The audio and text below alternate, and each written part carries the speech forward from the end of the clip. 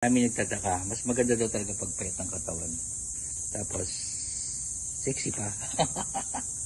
So, gumamit kayo ng gin bulag, pampapayat. Hindi, wag kayo ganun.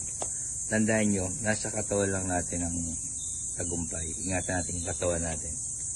Kaya yung kakain ng mga masasama, yung nakakataba, wag.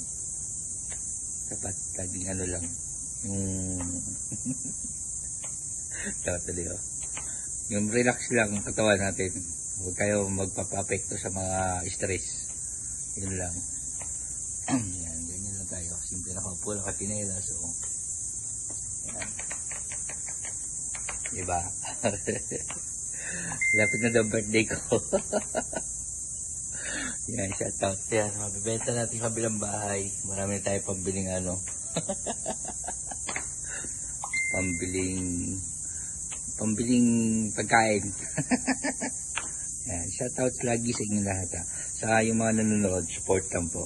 Saka hintayin nyo lang yung mga blessing na ibibigay ko sa inyo. Huwag kayong magmadali dahil alam ko yan. Huwag kayong magmadali na bakit ikaw hindi ka nabigyan. Hindi, lahat kayo gusto ko bigyan. Bigyan ng blessing. Yan, kasi share natin yung blessing natin. Dahil umabot tayo ng 42 years old. Yan, para sa inyo lahat yun, blessing yun. Salamat palagi. And God bless always.